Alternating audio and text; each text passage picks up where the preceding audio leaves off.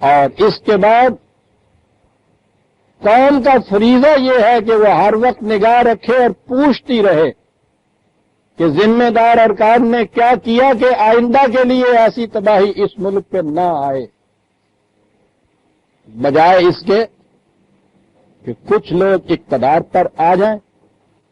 جو باقی رہ جائیں ان کی کوشش یہ ہو کہ کسی طرح سے اقتدار ان سے چھن کے ہمارے پاس آ جائے، مسئلہ ہی سارا یہ رہ جائے، بجائے اس کے کہ اس کے اندر یہ سارے کے سارے ذمہ دار ارباب قوم کے ابنائے قوم جنہیں کہتے ہیں وہ اس کے اندر سارے کے سارے آ جائے۔ اس کی بجائے ان سے ہر وقت پوچھئے، کم از کم اس سیلاب کے بعد یہ ایک سوال تو پوچھتے رہیے، جو بھی تمہارے پاس آئے، مخالف میں آئے موافق میں آئے، پوچھئے یہ کہ آپ نے کیا تدابیر اختیار کی کہ آئندہ کے لیے قوم اس ہلاکت کا شکار نہ ہو، یہ پوچھئے عزیزان من۔ ہر لیڈر بننے والے سے پوچھئے، ہر نعرہ لگانے والے سے پوچھئے، ہر جلوس نکالنے والے سے پوچھئے اور ہر ووٹ مانگنے والے سے پوچھئے، آپ نے اس قوم کی حفاظت کے لیے کیا تدابیر اختیار، اور اس معیار کے مطابق یہ جائزہ لیجئے کہ یہ اس قابل ہے کہ اس کی کوئی بات مانی جائے۔ اگر عزیزان من عوام کی بات آج کچھ معنی رکھتی ہے کہ جسے ہر وقت کہا جاتا ہے، عوام کی بات کے معنی یہ ہوں گے کہ اب یہ جینے والے عوام یہ پوچھیں اور ان میں سے ہر ایک سے پوچھیں کہ اس دفعہ ہم تو بچ گئے ہیں، آپ نے کیا انتظام کیا ہے کہ آئندہ کے لیے یہ ہلاکت ہمارے سر پہ مسلط نہ ہو جائے۔ یہ صرف کسی کے وعدے پہ نہ رہیے، وعدہ تو اس انداز کا ہونا چاہیے، میں نے پہلے بھی ایک درس میں یہ چیز کہی تھی، وعدے کی اہمیت کے پیش نظر قرآن کریم نے کئی مقامات کے اوپر خدا کا وعدہ بھی یہ کہا، ہم نے یہ وعدہ کیا ہوا، ہم نے یہ وعدہ کیا ہوا ہے، اور اس کے ساتھ اس نے ایک جگہ کہا ہے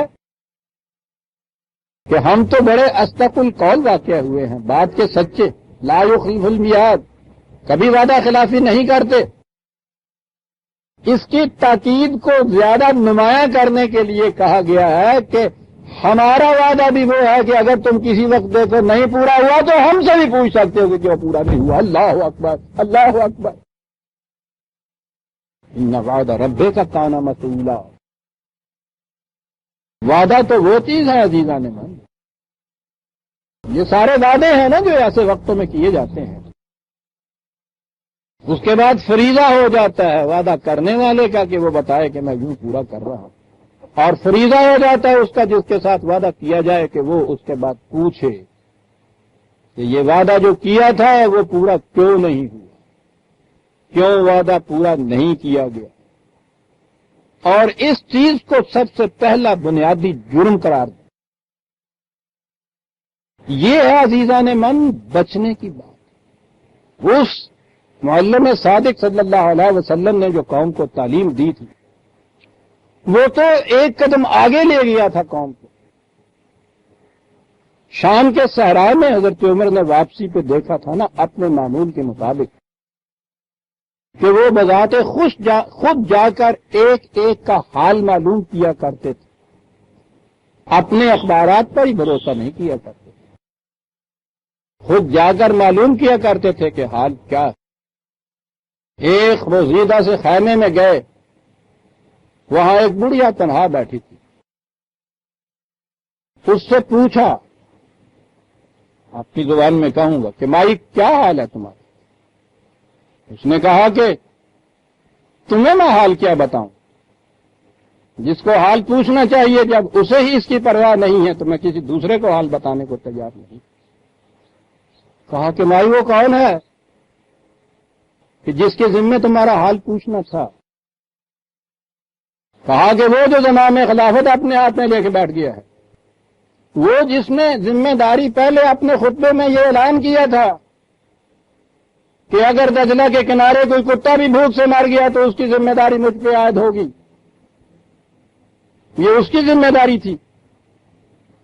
کہ میری مصیبت کا پوچھ. میں سمجھتا ہوں اتنے سے ہی کچھ کم اوس نہیں پڑی ہوگی کہ آپ نے اگلی بات بھی کہہ دی کہ مائی تم نے اپنی مصیبت کا حال اس تک پہنچایا تھا، اور آگے جواب عمر کی زبانی سنیے جو ساری عمر دہراتے رہے اس جواب کو اور روتے رہے. کہا کرتے تھے کہ مجھے اس بڑھیا نے بتایا کہ یہ خلافت کی ذمہ داری کیا ہوتی ہے. اس نے کہا کہ یہ اس تک حال پہنچانا میرا فریضہ نہیں تھا،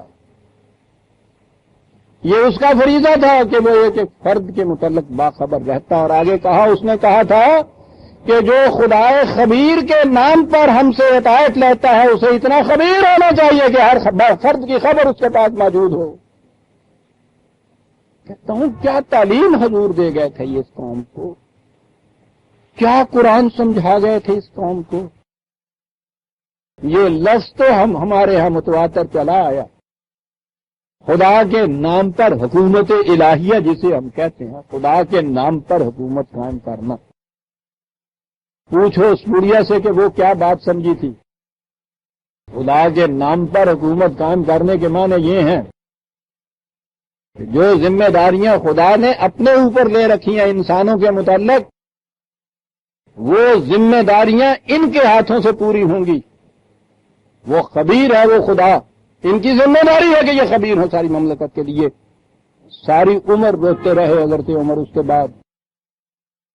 خلافت کی ذمہ داری اس بڑھیا نے مجھے سمجھائی تھی کہ یہ ہونا چاہیے. اور یہ جو بات میں نے کہہ دی ہے، خدا نے جو ذمہ داری لے رکھی ہیں وہ ان کے ہاتھوں سے پوری ہوتی، ان کی ذمہ داریاں وہ ہو جاتی ہیں. یہ چیزیں بھی تو ہمارا بعد کا تراشیدہ فلسفہ نہیں عزیزان مان، یہ بھی تو قرآن سے ہی حاصل کردہ بصیرت اور علم ہے. اسے بھی تو عمر نے ہی سمجھایا تھا رضی اللہ تعالیٰ عنہ. یہ چیز کہ خدا براہ راست ذمہ داریاں پوری نہیں کیا کرتا، وہ تو دیگر آیات کے علاوہ سورہ یاسین کی تو وہ آج سامنے لائیے کہ جب ان لوگوں سے کہا جاتا ہے کہ بھوکوں کی روٹی کا کچھ انتظام کرو، تو یہ کہتے ہیں کہ تم کیا کہہ رہے ہو، رزق کی ذمہ داری تو خدا نے لے رکھی ہے. اگر اسے یہ مقصود ہوتا کہ یہ بھوکے نہ رہے تو وہ یہ روٹی کیوں نہ دیتا. تم کیا کہتے ہو، اس کی ذمہ داری کو ہم پورا کریں. کہا یہ آگے سے جواب دیتے. کہا کس قدر گمراہی میں مبتلا ہے کہ انہیں پتہ نہیں ہے کہ خدا براہ راست کسی کے منہ میں آ کے لقمہ نہیں ڈالا کرتا. وہ ذمہ داری ان کے ہاتھوں پورا ہوا کرتی ہے جو خدا کے نام پر اپنی اطاعت، خدا کی اطاعت لیتے ہیں لوگوں سے.